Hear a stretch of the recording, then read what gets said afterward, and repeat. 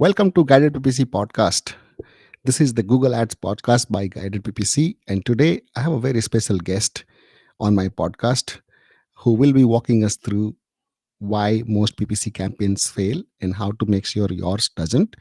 So I'll bring you, John Horn, who is the founder and CEO at Stub Group, and we can discuss more about his insights on why most PPC campaigns fail. There you go. Hey, John. Hey, Santosh, Welcome. great to see you. Yeah, thanks for sparing time for this. And I think we're going to have a great discussion today. I'm looking forward to it. Great. Why don't you start by telling us what is Stub Group, what does it do, and why you guys are so different from other agencies? Yeah, absolutely.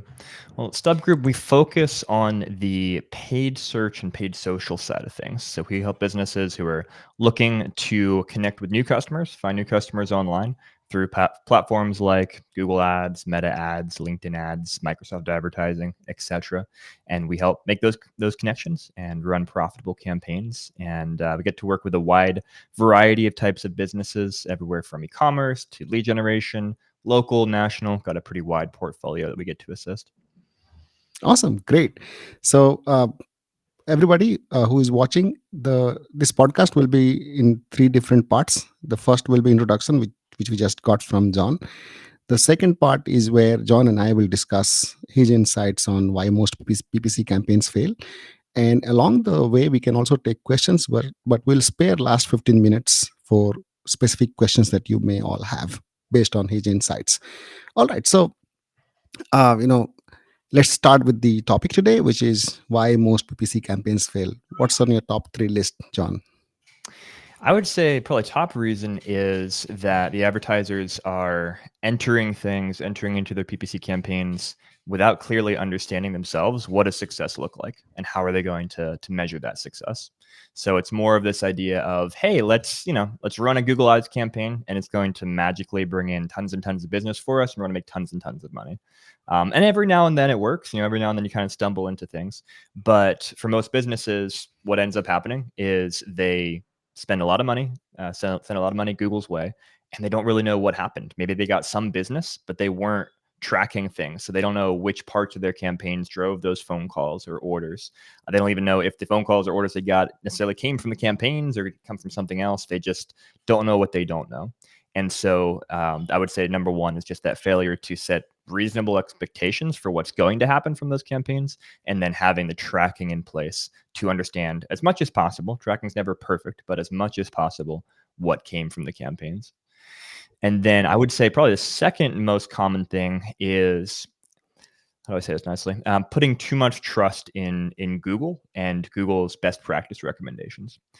Google has a lot of best practices for you to follow. A lot of those things are good, but it's also very easy to put too much faith in that system and then wake up a month down the road and realize, wait, I've been spending my money on what I thought were these keywords, but now I look at my search terms report and realize, oh, it was very, very different stuff that people were searching and then clicking on my ads, and that was irrelevant. And that's why people aren't converting on my landing pages, is because the traffic I was getting wasn't right. Or using a bidding strategy that just overspends, where you're just spending way too much per click for it to ever to make sense based upon your margins and conversion rates and so forth. So I would say that that second common pitfall is just putting too much trust in the system, Google system, and not having some kind of checks and balances in place to make sure that the system doesn't run haywire with your ad spend. Awesome. Did you also mean that putting so much trust in the Google reps? Yeah, I would definitely, qualify them as part of the system. And I don't want to speak unfairly of them, but here's just the reality. When the Google reps, reach out to you and say, "Hey, I've got ways to improve your campaigns," the likelihood is that those Google reps, they don't really have that much training per se in Google. They have, again, these best practices where Google is saying, do this, this, and this. And often their performance and compensation even is predicated upon you doing things like auto apply recommendations in your account and specific types of campaigns that Google's pushing. And those aren't always bad. Sometimes it makes sense to run a performance max campaign or to use target ROAS bidding or whatever they're pushing. But the Google reps don't really have the training and expertise or the time and context necessary to understand your business model and your market and situation and decide which aspects of Google's best practices are truly your best practices and which ones don't make sense. They just have to paint with a very, very broad brush. And so I recommend, I always say, take those recommendations with a grain of salt. Sometimes they're good, but if you follow them blindly, you will most of the time end up wasting a lot of money. So you use logic and ideally the expertise of someone who does Google Ads all day, every day when hearing from those Google reps. Yeah, indeed.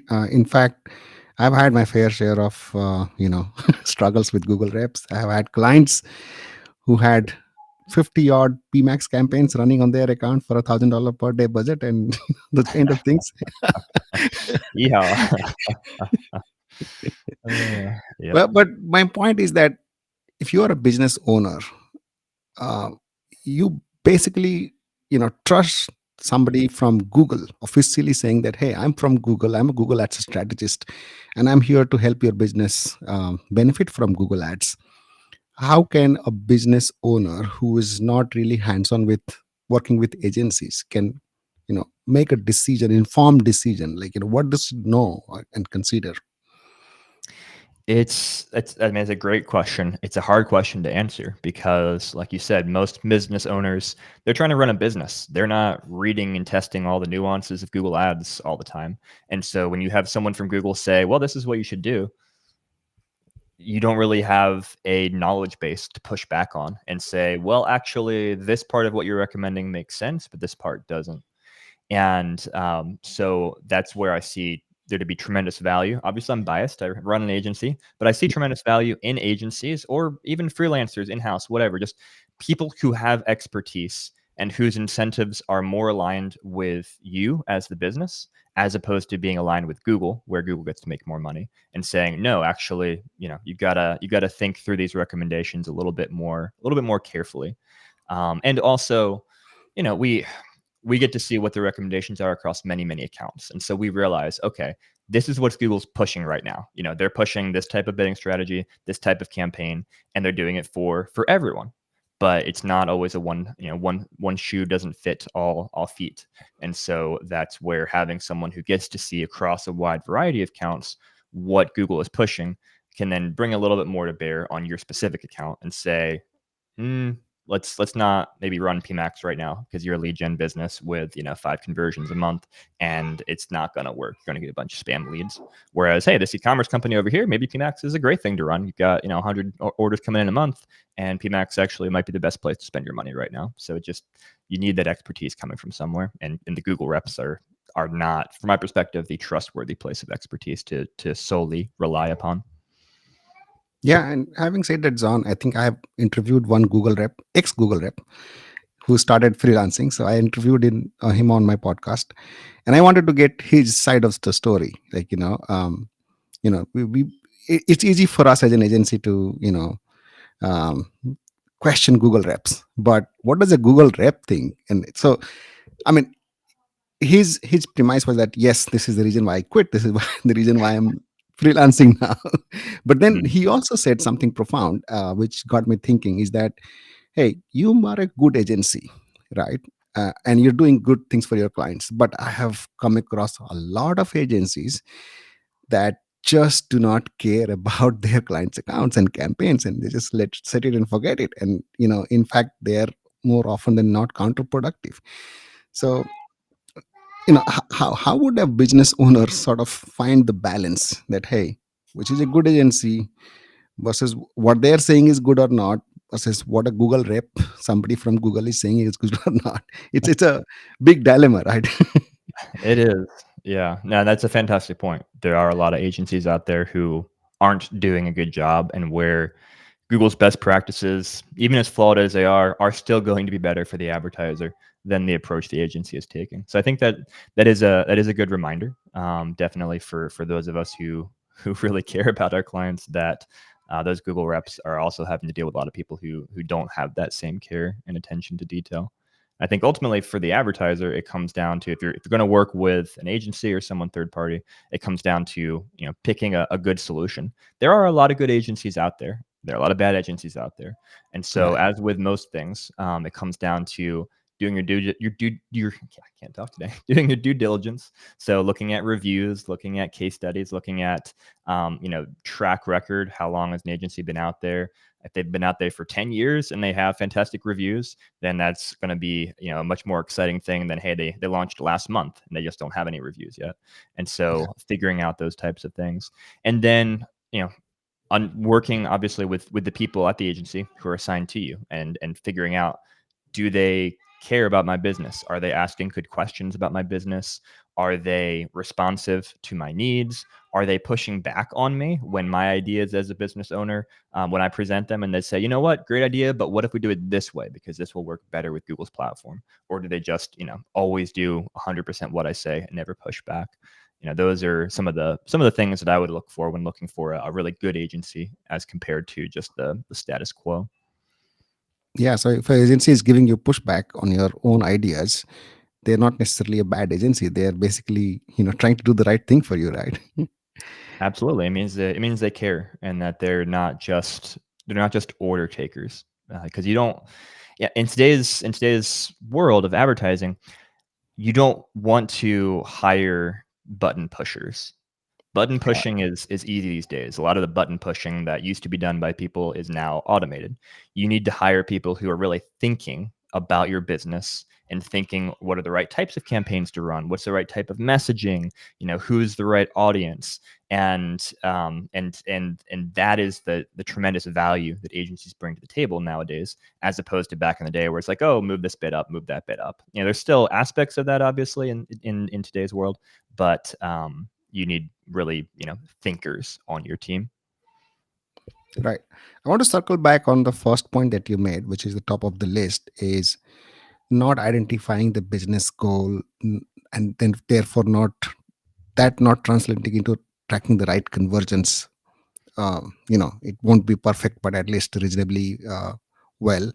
um, do you want to like share some insights into, hey, here are the 5 things you should be looking at when setting up your business goals and tracking conversions? Because in most cases, and I'm sure you have come across as well, when you audit accounts, you see sometimes duplicate conversions being tracked, sometimes page views are being tracked as a conversion, Hmm. Google reps pushing store visits, this kind of conversions. So what's your Hmm. what's your advice to business owners, that if you're a business owners, particularly let's say in e-commerce space, these are the things you need to care about?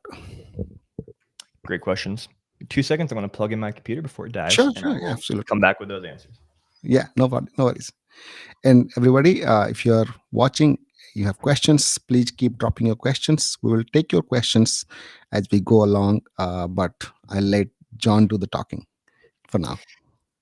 All right. So one of the first things that come to mind, like you mentioned, is on the conversion tracking side of things. So Yeah. often when we take over accounts that are either being managed by other agencies or in-house teams, or the owner themselves, the conversion tracking is a mess.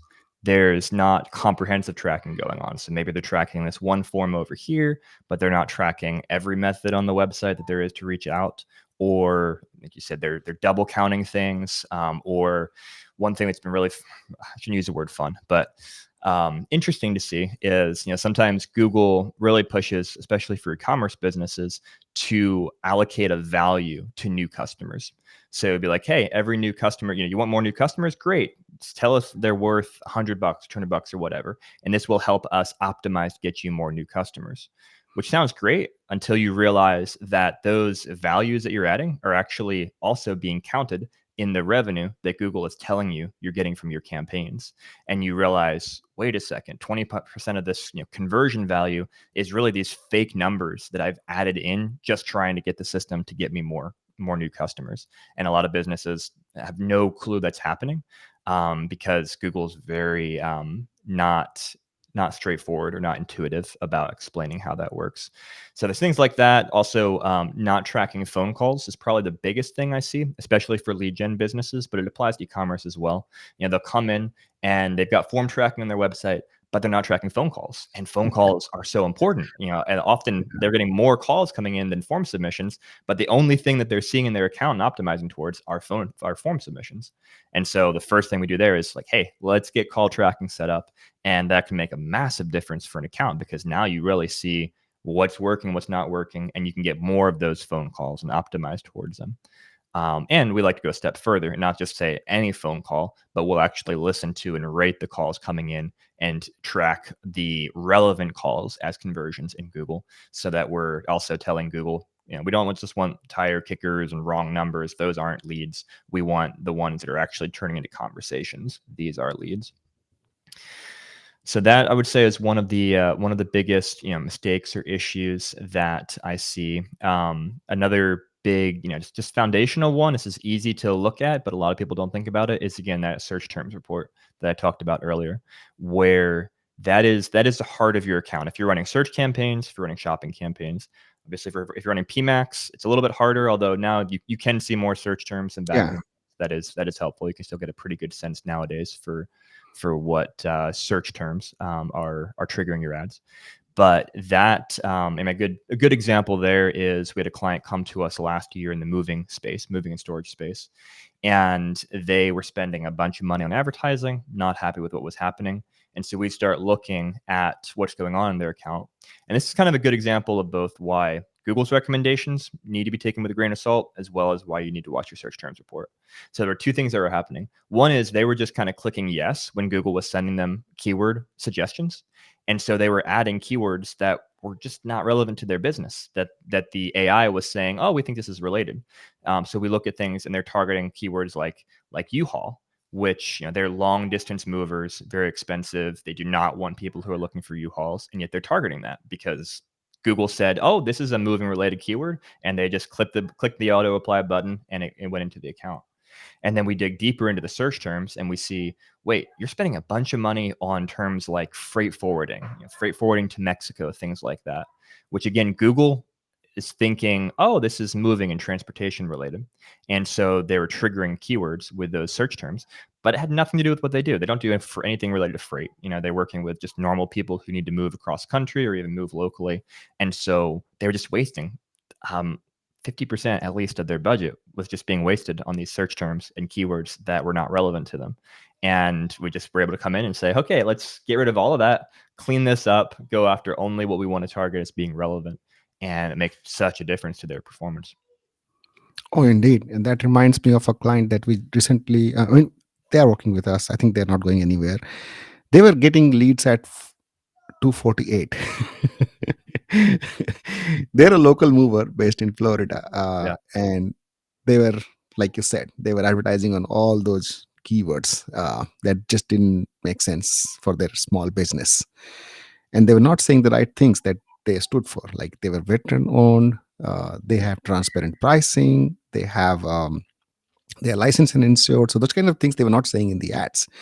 And Yeah. when we just fixed those things, can you imagine the cost per lead went down from 248 to 22? 22. That's awesome. A Yeah. little bit of a change. Yeah, yeah, the first week was 22. I think now they're ranging in within 30, 35, but they're Mm. still like doing relatively well. So great. I mean, imagine the kind of impact this will have then on their bottom line. So what you're saying, I'm in total agreement with that. Have you seen any such a big mess in your experience where things were really, really in a big mess, and then you help them clean things up? Too much of the time. Too much of the time when we get into an account. Yeah, it's often a big mess because things will grow organically over time. There's been multiple people on the account, multiple perspectives, people who don't know what they're doing, etc. And so you'll just have this convoluted mess of campaigns that don't make sense to be running, of, again, search term issues like we talked about. And so often, yeah, we'll clean house a bit. If there are campaigns that are structured well and that are running well, when we take over an account, we'll keep working with those. There's no reason Yeah. to stop things that are doing well. But Right. most of the time, it's, hey, let's pause a lot of what's going on right now. Let's restructure. Let's bring different set of logic and best practices to this, and base it upon what we see working well for other clients, and kind of build from the ground up. Now it's funny. There are, every now and then, I would say this probably happens more often with bigger accounts. Every now and then you'll end up with an account structure that looks like a mess, but that works better than than the one that is more logically structured. And that's Yeah. always an interesting conversation too. I mean, I can think of clients we have right now who are spending hundreds of thousands of dollars, and where, if you just kind of come in from day one and look at things, you're like, well, there's overlap between these campaigns, and like, why wouldn't you pause these? Why do you have these campaigns over here? It feels like you could clean things up. But Google's system is messy sometimes too, and we've just found that by doing things that are against best practices, sometimes Yeah. we just get better performance consistently in these specific accounts for this specific client than generally the way we build out campaigns. And I think that's also something you've got to, anybody going into a new situation, if you're auditing an account or something like that, you've got to take that into account as well, because Google is both an art and a science. There's science to it. There's data. There are things that should happen and generally happen the way they should. But there's a lot of art to it as well, where sometimes things work that shouldn't work, and things don't work that should work. And sometimes you've got to, put your perfectionist cap down and say, hey, if this is making money for you as a business, awesome. I want to, keep making you money as a business, even if this is kind of a weird setup. So there's a little bit of a balance there, I would say. Absolutely. And sometimes when things are working, you don't want to mess around with that too much because let the machine do its job if it's found some balance there, right? It is easy to break things. Yeah. Yeah. I mean, again, there is that balance between the, if it's working, don't fix it. If it ain't broke, don't fix it, Yeah. as they say. But then also the constant, hey, I always want to do better, optimize, improve, iterate over time. And so, yeah, finding that balance is crucial. But most of the time when new businesses come to us, there's not a lot that's going right. They're making that change because things are wrong, and so there's not a lot that's not broken to leave. It's okay. We're just gonna kind of start from ground one, and make things better. Awesome. So we have so far talked about, business goals, convergence, account structure, not putting too much faith in the Google system, not putting too much faith in the Google strategists that promise the world to you. Now, let's talk about one area which I see a lot of businesses being impacted by nowadays, which is suspensions, right? Yeah. And Google is kind of getting, really picky about this. I see leads all the time saying that, hey, my account is suspended for misrepresentation, for circumventing the system policy.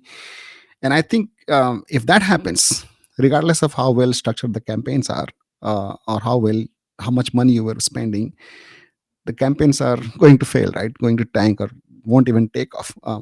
You want to share some insights on, because I see you guys, you know, talk about this on social media. So I guess Mhm. you can share some insights for businesses who are either already struck with this or they want to ensure that they don't get that suspension. Absolutely. Yeah, this is a really big deal. It's one of those things where the general Google advertiser doesn't think about this really at all until it happens to them, and then it is a nightmare, truly, and can tank your business. I've seen businesses go out of business because of Google Ads account suspensions. So this is something here at Stub Group. We have an entire team that's just dedicated to helping Oh businesses wow! with Google Entire compliance team just issues. for Entire taking team, care of this. Wow, amazing. 100%. Yeah, and we have a lot of businesses who reach out to us and hire us for help. Saying, "Hey, we got the suspension. We don't know why. Google won't tell us what's going on. They're just pointing us to these general policies that say, hey, it could be one of these things or something else. They won't really tell you, and there's not a clear path that Google gives you, unfortunately, for fixing a lot of suspension issues. And so we've been doing this for over a decade at this point. Like I said, we have a dedicated team. We help so many businesses with this that we've been able to identify a lot of things, a lot of patterns, understand a lot of things very, very deeply about Google policies and how they work, and be able to say, hey, here's probably what's wrong. And it could be one of these 5 things. Google's not going to tell us exactly which one. Let's fix Right. all 5. Let's make everything as perfect as possible. And then we're going to appeal things with Google in the way that we know that they like to see appeals, with the right documentation, information, approach, etc. And we have a high success rate of helping businesses get unsuspended. But it's not easy and it's not fast often. It can drag on because Google can take a long time to review things. Sometimes they'll say no to an appeal, then you got to try it again, try a little bit different way. It's really a big back and forth. And so the best case scenario is to never get suspended. And the best way to never get suspended, it's not something fully anybody's control, because the system will just do things randomly sometimes and get things wrong. So there's no Right. like guarantee, hey, you will never get suspended.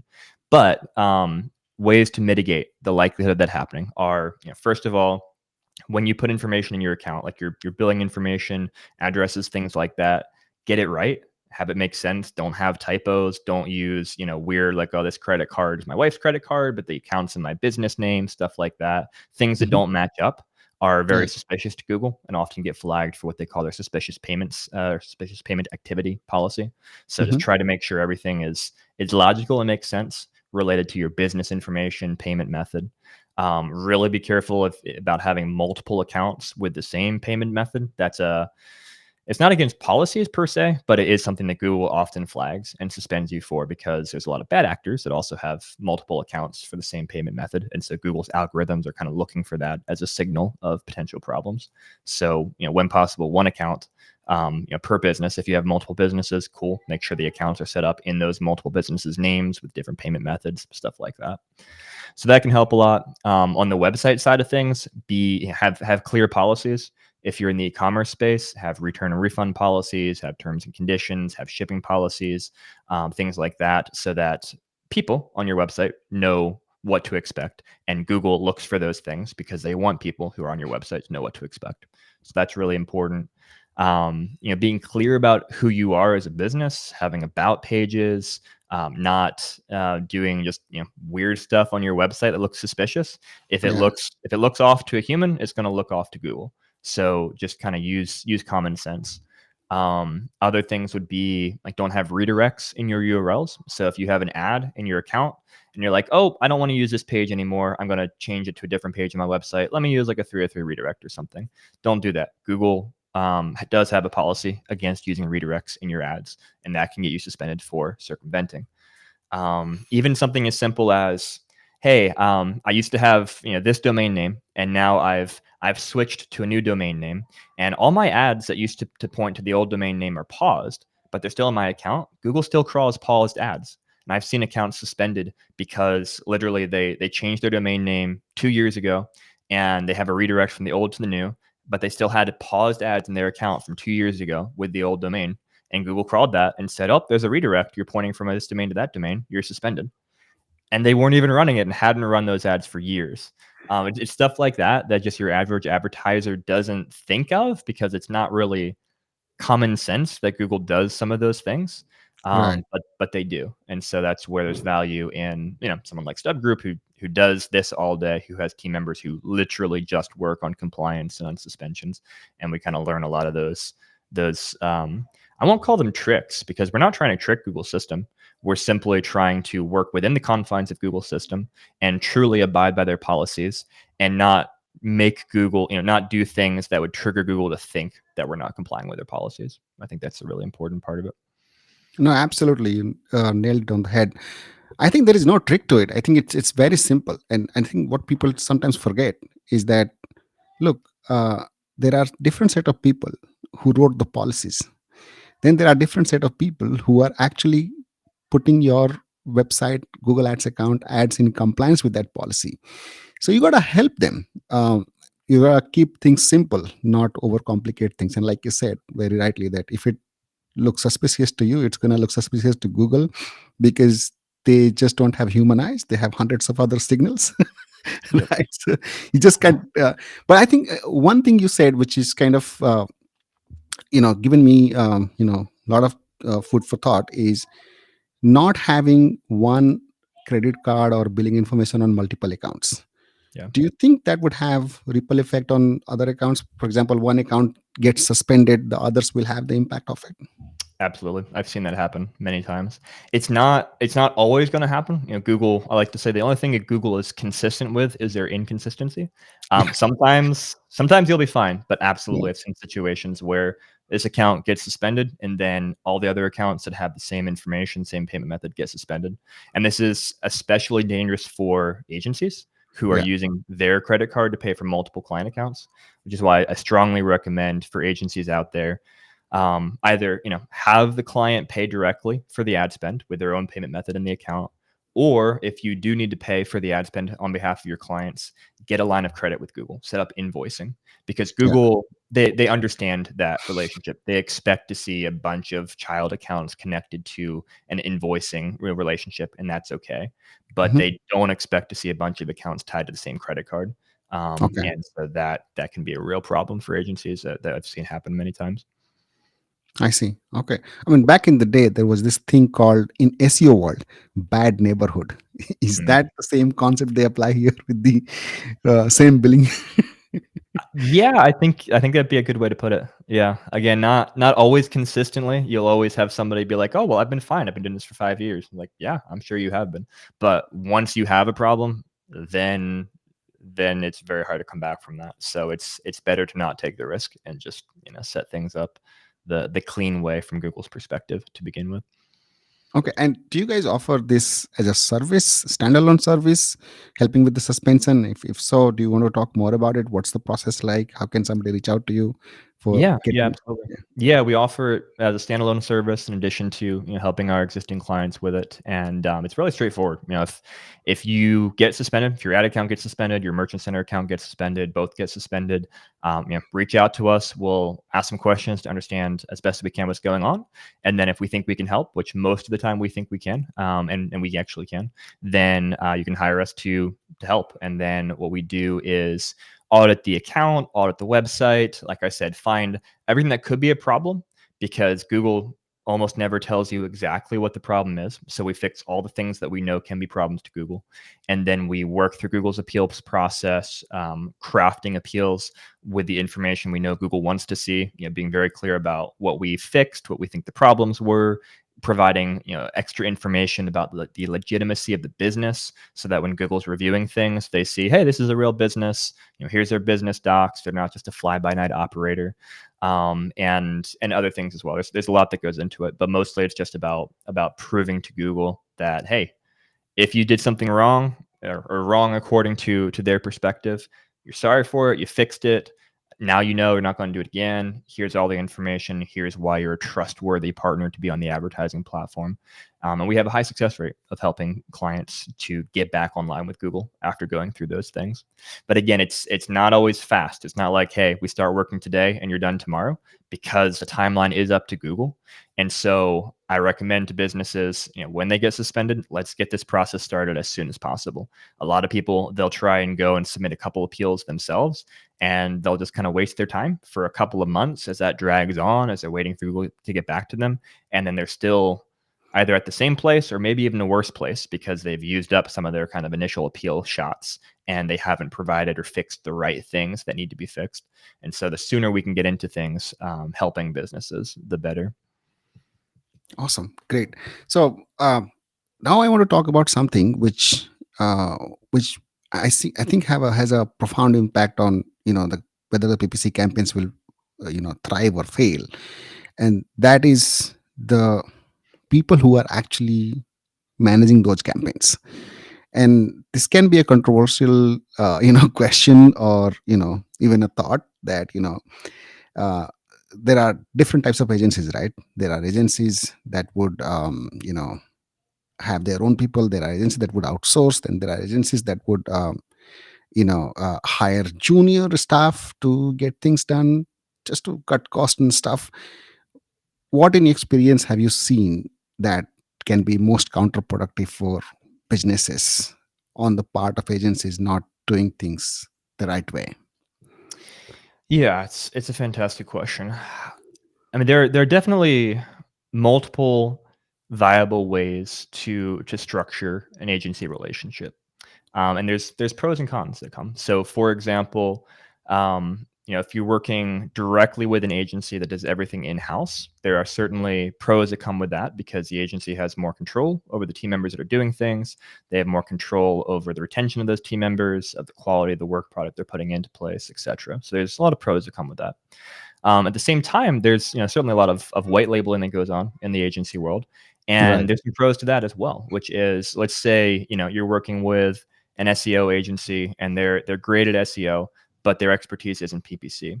Well, it Right. might actually still be better for you for them to go and find a white label provider who is good at PPC to do the Mhm. work for you, and you still get to maintain the same relationship with that agency, and you don't have to have a bunch of different vendors and separate conversations and spending half your time talking with 5 different vendors. If you can have everything in one place, and then they do the work of finding good providers, and also they maybe get better costs because they have volume of work across that with that white label provider, and so they can get a better deal for the execution than if you were just one business going straight to an agency. So there's pros and cons, I think, to every approach. At the end of the day, it comes down to the results and the performance. And if you can get good performance from your campaigns, then that's what counts. So whether you're going directly to an agency, whether that agency has contractors, whether they've got white label solutions, I don't really care as long as the results are there. And so that's what you should measure agencies by. And obviously there are signals and things along the way that are going to help you understand whether or not you're likely to get good results. So if you're working with your agency and you're having a hard time getting a hold of them, or they keep asking the same question about your business over and over and over again, and it seems like they're not really grasping what you're doing, or they're putting strategies together that just don't make sense based upon the information you've communicated, those obviously are bad signals, and that drastically decreases the likelihood that the campaigns they're going to run for you are going to perform well. And that could be because there's a disconnect on their end between the people actually doing the work, or the people with the skill set doing the work, and their communication with you. Or it just could be they just don't have the right people. I mean, maybe the same person that you're talking to is building the campaigns, but they just aren't good at their job. There's that possibility as well. So yeah, kind of a rambling answer there, but those are some of my thoughts when it comes to agency structure. Yeah, I mean, the point I'm trying to make here is that you know you and I are the smartest people from our agency probably, and we are making all the promises here. But what is the likelihood, and how should the businesses ensure that the promises that are being made on a public forum like this are kept by the Mhm. people who are actually going to execute things? So, how do you guys maintain the sanctity of it as an agency at Stub Group? I would say the biggest thing is, as much as possible, me not being the smartest person. It's I want to hire people that are far smarter than me, and going out and finding those people. We spend a ton of time in the hiring process, having lots of conversations, understanding how do people who want to work here, how do they think about PPC, how do they think about business. We have them do vetting projects before we hire them, so that we understand what does the actual work product look like. What does it look like when they write ads, when they structure campaigns, when they write emails to clients, things like that. And it's never going to be perfect. You never really know what it's going to be like to work with someone until you start working with them. And so then it's very important to move on from people quickly if they are not up to providing the quality of work that we expect as an agency and that we want to provide to our clients.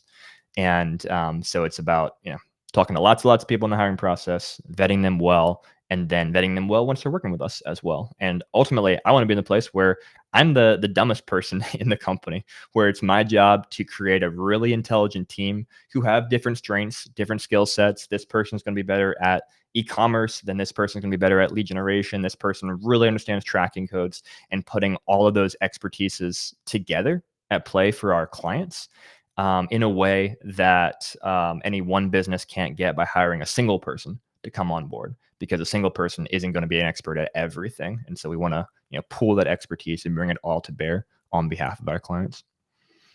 Sorry, I lost you there for a second. I think you were there. I got dropped because I had I a saw you drop. I kept going. No, I knew the internet was great probably job, John. Great playing job. tricks on me. Great. So awesome. I think we've covered a lot of things that need to be taken care of to ensure that your PPC campaigns don't fail. Do you have anything else to add to this list of things they should be wary of? I would just say continuing education is very important because the platform is constantly changing. What worked yesterday isn't necessarily going to work today. So keeping up to date with information. I'll do a plug for our own YouTube channel. Search Stub Group on YouTube. We put lots of information out there for free on YouTube so that people can stay up to date with latest announcements, news, trends of what's working and what's not working. And that is how you keep a competitive edge, because you need an edge to be successful in today's digital advertising landscape. There's so much competition, so much money pouring into things, so many people there that if you're just average or sub-average, you're not going to see the success that you want. You got to have an edge from somewhere. Great. So circling back to the point we were discussing about people on the campaigns, Yeah. what's your specific take on the outsourcing bit? So sometimes agencies would outsource overseas to cut costs. hmm Do you think this could be productive, counterproductive? I think it's okay when handled well. I think there's a right way to handle it and a wrong way to handle it. Yeah, Um, so there's a couple things that I think about when I think about overseas versus in the US. yeah, One is time zone. So time zone is very important.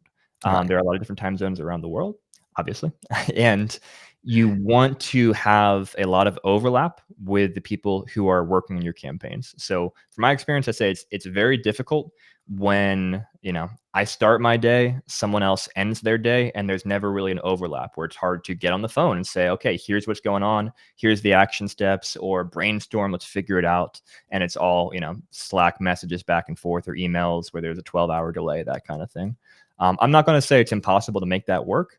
I'm just going to say it's much harder to make that work than when there are overlapping time zones and you're able to really be a team together at the same time. I will also say that there are a lot of really smart people in a lot of other places than the US. There are smart people everywhere in the world who are really good at what they do. And I am a big believer of looking for the right talent wherever it is. So I don't think that, the US is the only place where there's really good talent in the PPC space. We have team members who are in other countries who are fantastic and incredibly smart and intelligent and do a fantastic job for our clients. And I've got zero concerns with having them work from wherever they are in the world, because, they work when we work. They're as available as I am. It's all remote at this point. So it doesn't matter if you're in, Mexico or the US or Colombia or wherever, as long as you've got an internet connection and you've got the right mindset and approach to things, you can get on call with the client and figure things out, work through on their campaigns, etc. So yeah, I think if you approach things correctly, in terms of your hiring processes, finding the right people, and have good internal processes as well for how you manage your team, so you don't have to all physically be in the same room, but you can be spread out wherever, then I think it can work very well to have international talent working on campaigns. Awesome. No, I mean that is great way to look at it. But I think at the same time, sometimes, and I'm not generalizing this. I think some agencies would try and cut costs, not care about the quality as much, Yeah, and ultimately the clients are paying for that inefficiency. you know so I absolutely. guess, yeah, I guess, in an ideal world, this would work, and regardless of where people are. But if businesses have to be careful about their campaigns being managed by right talent, I think they can possibly have some level of scrutiny with the agency, saying that, hey, uh, am I is my money being spent wisely? Because media hmm buying is a very, very incredible job to do, but it's like investment banking, right? So if you're not competent, you can Yep, it's easy to waste that money very, very quickly. Yeah, and I think right. that's why it's so important to look at the reputation of any agency that you're looking to hire. Go out and see how long have they been around, what are people saying about them online, If I ask for a reference, are they able to send me a good reference? Because regardless of where their talent is located, those are the types of things that are going to help signal to you whether or not they are a good potential partner or a bad potential partner.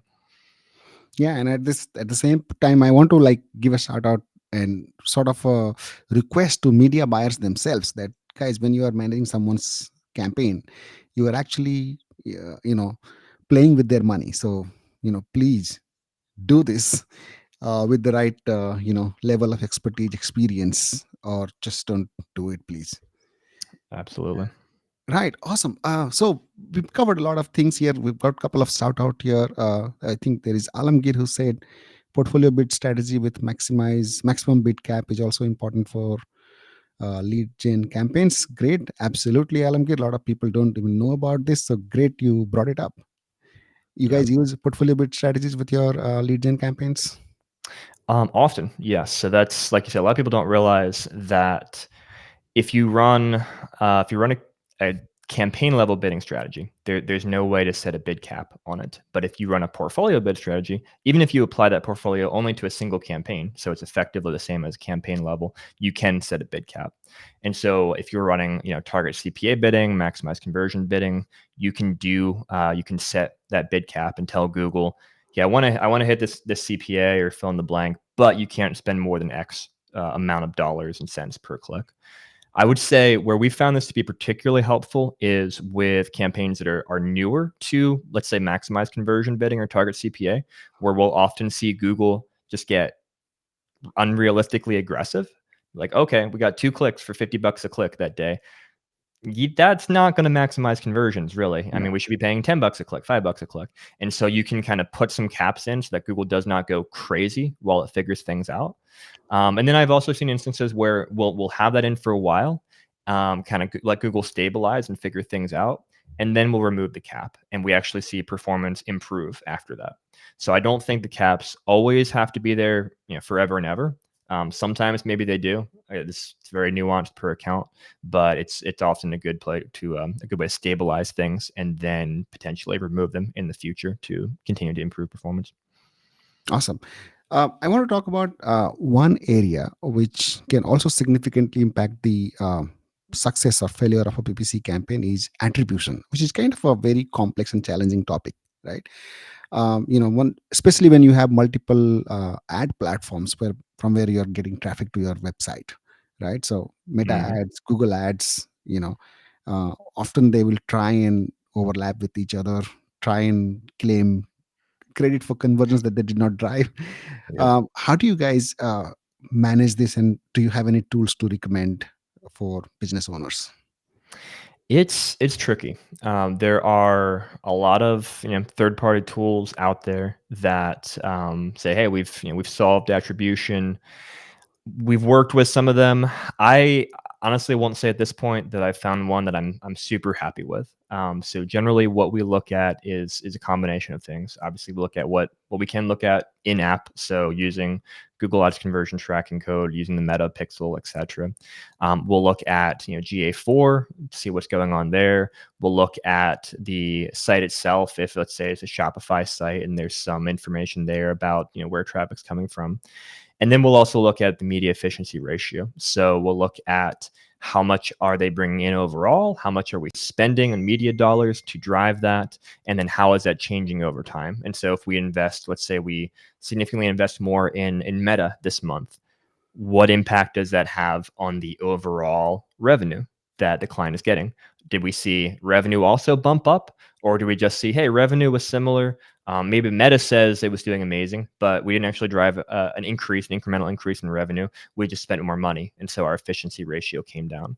And so we'll look at that month in and month out as well when we're looking at some of those bigger picture decisions, like what channels we invest money into, trying to figure out what's going to be best for clients. It's not a perfect science, and we're still it's a ever evolving, developing science as well as we look at different things and make decisions.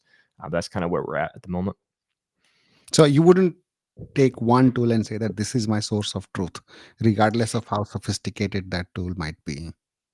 I would recommend great caution. I mean, I know that I haven't used all the third party tools out there. I know there's a lot of them obviously built for different different sizes of the clients. Some are better for clients spending less money. Some you can only use them if you're spending a ton of money. I've had concerns about different aspects of the ones that I've used, and I've also seen good things about the ones that I've used. But yes, at the end of the day, I would be careful about putting too much confidence in any one thing, and instead, using everything you can, but look at things directionally, look at signals, and look ultimately at how much money am I making, how much money am I spending, and how is that ratio changing over time. And I want to make sure that my revenue keeps going up and that my efficiency ratio is staying in a profitable area. It's okay if it's going up as long as I'm making more total profit dollars, but it needs to stay in a sustainable place. Right. I mean, I was working with a big European cosmetic brand, and they were hell bent on calling Hyros their source of truth, Yeah. because in some ways or in many ways it sort of fed to their bias towards meta ads, because Hmm. they themselves did meta ads and they were good at it, so they thought meta ads deserves the maximum budget, because Hyros is also saying that, by the way. So Yeah. your recommendation that do not put too much confidence into one tool, because no tool can basically call out that how much impact was driven by which channel. It's something that you have to look at. Is that what you're saying, and take perspective? That's what I would say. Yeah, I mean, I would say again, they can be helpful, but like you said, there often are those biases built in. I mean, you gave Harris as an example. I was working with a tool with a client. I won't say their name because I don't think they're a bad software, but they they were telling the client, when looking at your Meta performance, you should look at view only, and then when looking at your Google performance, you need to look at click only. But we're like, "Hey, but we're running Performance Max and YouTube on Google. There's a lot of stuff that's not just click. Like, how come Meta gets this and not Google?" Like there's a double standard going on here, and they never had a good answer for that. Right. So yeah, there's those types of realities where look, there's no perfect tracking tool. There's a good chance that using a tool may potentially give you a better insight into things than using nothing at all, or if you're not looking at multiple data points yourself and pulling those together. But at the end of the day, don't put too much trust in the technology, and you got to gut check things. You got to look at your bottom line numbers and see how those are changing as well. We've got some questions here. In fact, there is a shout out from Abdullah. Nice insights, guys, for the fellow PPCers. Yes, thanks, Abdullah. John is doing great sharing his insights. There is Sujit who says, in which platform web page matters most, e-commerce or lead generation? I would say equally in both. The place that you send someone to from your ad, that does the majority of the selling. I think a lot of advertisers get so caught up in your ad copy, which hey is very important, but they get so caught up in the nuances and exactly what the ad looks like that they forget that hey, once someone clicks on the ad and gets to your website, that's where the sale happens. That's where you can communicate your credibility. You can communicate that you're solving their pain point. You can have a frictionless process, whatever it is. That's where the magic happens. And so whether it's lead gen and you're a plumber trying to get someone to call, or you're an e-commerce company selling clothing and you want someone to purchase your clothing, it's equally as important to have a good website, a good landing page experience that you send traffic to. And would you say, John, that would be the same case with regardless of the ad format or the platform? For example, somebody coming to the website, clicking a text ad, would have Mhm. probably just read the headline. But if somebody watched the video and then came to the website, I think that person would be more warmed up to your offer. They'll definitely have more context. If someone's watched a 2-minute video about what you do, and then they're Yeah. coming to your website, and so you should factor that as well into where you send traffic to from different types of campaigns. You may have you may send them to one place in your funnel from your text ads and to Mhm. another place from your video ads, and so it's still the experience is important, but you've got to keep in mind what information people may or may not have when they first reach you, and then test and split test and see which approaches get you the best conversion rate from those different channel or traffic sources. Yeah, and Sujit, one tip I have, I don't know if John would agree or not. Don't bait and switch. So don't say something else on the ad and switch and say something else on the landing page. If you make a promise in the ad, fulfill that promise on the landing page and provide enough reasons for them to, continue the transaction. I think that should be enough, right? Absolutely. One Great. last thing I want to say there Sure. too is this just kind of goes on the text ad side of things.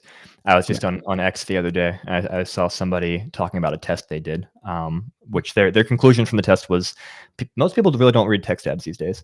What they did, I think they were in the personal injury lawyer space or some kind of lawyer space, I think, and they just tested some ads where it literally said like, "We are not a PI attorney. This is a test." That was the ad copy, and they had the same click through rate as their normal ads with their normal stuff. So sometimes, people just click on what comes up. And then again, once they've clicked and spent your money and they're on your website, that's where you really, really sell them.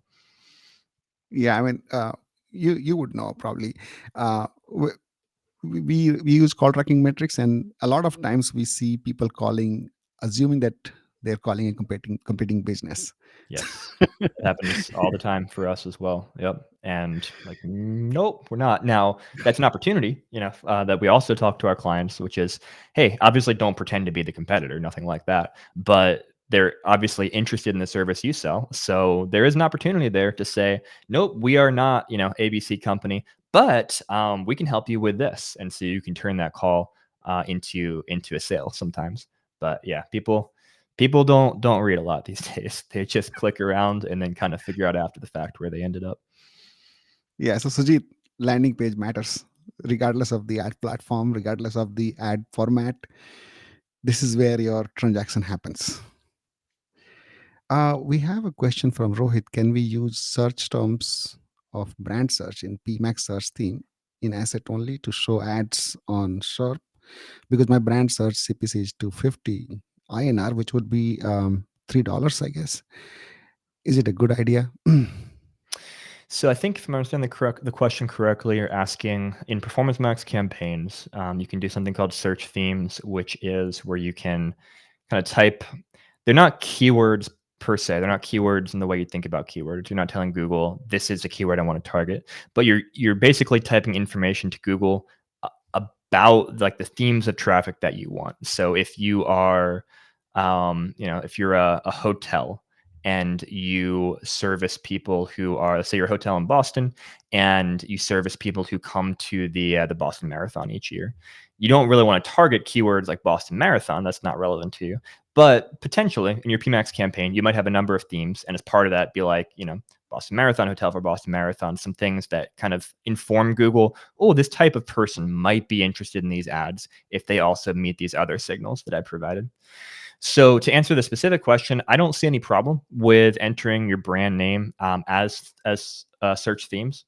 Now you can have a bunch of different search themes, and worst case scenario, if there's not much traffic for it, Google doesn't learn much from it.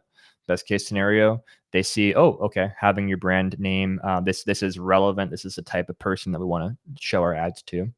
Again, this the this is in the context of if you are okay with getting branded traffic to your Performance Max campaign. So if you're okay with people who already know about you searching you and seeing your ads, if that's okay with you, then yeah, I would do it. If you're trying to exclude branded traffic because you believe that they would click your organic result anyway, and you don't want to spend money for that traffic, then I wouldn't recommend adding that as a search theme because that's just going to make it more likely that you get that branded traffic. Awesome. Great. I think, we've had a good 1 hour almost. And thank you so much, John, for sharing all those valuable insights. I'm sure this was helpful to everybody. I want to have last couple of minutes talking about the stop group difference and how can people reach out to stop group. Yeah, absolutely. So best place to reach out through Stub Group is our website, stubgroup.com. If you go to stubgroup.com/free, we've got some free information on there, guides and some stuff we're constantly adding to. So feel free to check that out to get some free tips. Like I mentioned, YouTube as well. We put a lot of videos out with free information there. And if you are interested in hiring an agency to manage your advertising for you to take you to the next level. We do a free consult. Just reach out through our website and we'll take a look at what you're running currently, give you kind of the good, the bad, and the ugly of what we see going on. Or if you're not doing any advertising yet and just getting ready to dip your toes in the water, we'll talk through things with you, kind of figure out what your goals are, and put together an action plan for you. So either way, we'd love to chat. And if you're suspended by Google, definitely reach out to Stub Group. Yes. Awesome. Thanks so much, John. Lovely talking to you. And thanks for sharing all these insights. We'll probably catch up another time. But by the hour, I'm sure you have amazing things to do at Stub Group. So I won't hold you any longer. Thank you, Santosh. Really enjoyed the conversation. Thanks so much for having me on. Thanks so much. All right, everybody. This was the episode at Guided PPC Google Ad Podcast. We will bring another guest the next time around and have some amazing conversation about Google Ads, PPC, and how this can help you and your business. Cheers.